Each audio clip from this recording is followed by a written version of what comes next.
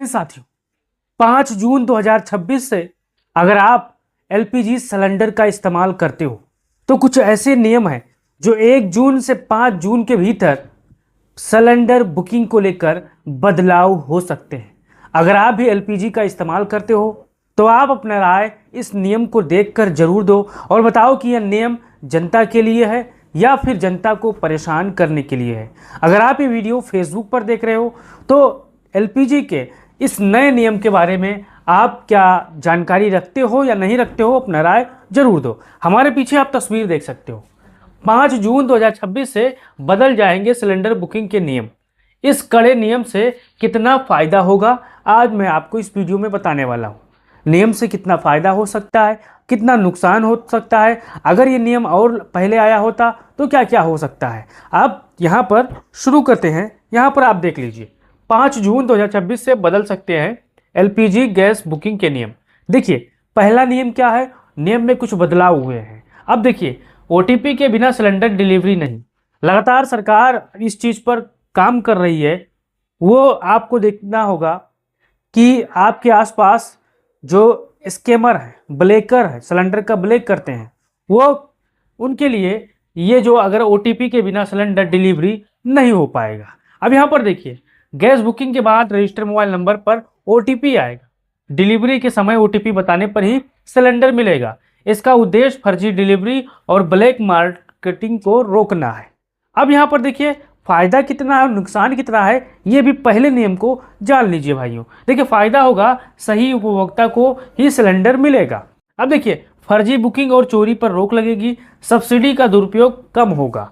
लेकिन यहाँ पर नुकसान क्या है ये भी आप जान लीजिए। किसी चीज़ के फायदे होते हैं तो उसके नुकसान भी होते हैं। यहाँ पर आप समझिएगा नुकसान क्या होगा, अगर मोबाइल नंबर बंद या बदले जाने पर परेशानी हो सकती है। नेटवर्क समस्या वाले क्षेत्रों में यहाँ पर दिक्कत आ सकती है, ये भी परेशानी हो सकती है। अब आप बताइए कि अगर ओटीपी वाला नियम लागू होता है या कहीं कहीं लागू हो चुका है तो आपको कितना आसानी होती है और कितना नुकसान होता है, तो आप नाराज को लेकर दीजिएगा।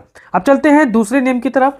बुकिंग के बीच न्यूनतम अंतराल बढ़ सकता है। देखिए अगली गैस बुकिंग के लिए न्यूनतम दिनों की सीमा तय की जा सकती है।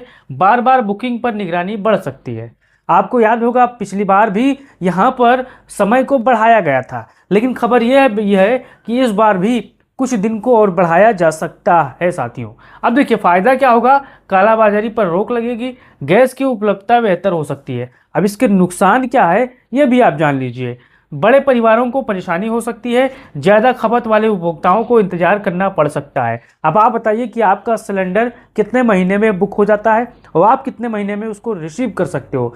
क्या आप सिलेंडर की परेशानी आपके शहर में, आपके गांव में हो रही है? अपना राय इसको लेकर जरूर दीजिएगा। अब चलते हैं तीसरे नंबर की तरफ। तीसरे नियम क्या है, ई-केवाईसी और आधार लिंकिंग जरूर हो सकती है। अब देखिए यहाँ पर ये तो पहले से था, लेकिन इसमें एक चीज़ और जोड़ा गया है। गैस कनेक्शन धारकों को ई-केवाईसी पूरी करनी पड़ सकती है। आधार और मोबाइल नंबर अपडेट रखना जरूरी हो सकता है। नए नए चीज़ आ रहे हैं, एआई जैसे तकनीक आ रही है, तो आधार और मोबाइल नंबर अपडेट रखना अब जरूरी हो सकता है साथियों। फायदा होगा, फर्जी कनेक्शन खत्म होंगे, सब्सिडी सही लाभार्थियों तक पहुंचेगी। अब इसके नुकसान क्या है, केवाईसी पूरा ना होने पर बुकिंग या सब्सिडी प्रभावित हो सकती है और आप जैसे गरीब लोग, शोषित लोग जो मजबूती के साथ शहर में रहते हो, आप अपने घरों में लकड़ियां का इस्तेमाल नहीं कर सकते हो, वो परेशान हो सकते हो। अब यहाँ पर आगे देखिए चौथा, डुअल गैस कनेक्शन पर सख्ती। सरकार एक चीज़ों पर विचार कर रही है कि जिन उपभोक्ताओं के पास पीएनजी और एलपीजी दोनों हैं उनकी जांच हो सकती है। नियम के अनुसार कुछ मामलों में कार्रवाई भी हो सकती है। अब यहाँ पर आगे देखिए फायदा इसका क्या होगा, सरकार सब्सिडी की बचत होगी, गैस वितरण व्यवस्था आर्थिक पारदर्शी बनेगी। लेकिन यहाँ पर अब देखिए नुकसान क्या है, कुछ उपभोक्ताओं को अतिरिक्त दस्तावेज यहाँ पर देने पड़ सकते हैं साथियों। उनको बताना पड़ सकता है कि हमारा परिवार बड़ा है, हमारे परिवार में जॉइंट फैमिली रहती है और तरह तरह की चीज़ें यहाँ पर देखने को मिल सकती है। अब यहाँ पर देखिए पांचवां और अंतिम, यहाँ पर हमारे जितने भी साथी होंगे, पांचवां देखिए एलपीजी सिलेंडर की कीमतों में बदलाव संभव है। आपको पता है कि पेट्रोल और डीजल के दाम बढ़ रहे हैं, लगातार एलपीजी सिलेंडर के दाम भी धीरे धीरे बढ़ रहे हैं, लेकिन हर महीने की तरह 5 जून के आसपास भी कीमतों को समीक्षा के लेकर चर्चा हो सकती है। अंतिम फैसला तेल कंपनियों द्वारा लिया जाएगा। फायदा क्या होगा, कीमत घटने पर उपभोक्ताओं को राहत मिलेगी। आप बताइए क्या 2026 में जून में क्या सिलेंडर के दाम सच में घटेंगे? और नुकसान क्या होगा? कीमत बढ़ने पर घरेलू बजट प्रभावित हो सकता है, लेकिन सबसे ज्यादा यहाँ पर उम्मीद है सिलेंडर के दाम बढ़ने का, क्योंकि आपको पता है पेट्रोल और डीजल किस हिसाब से बढ़ रहे हैं।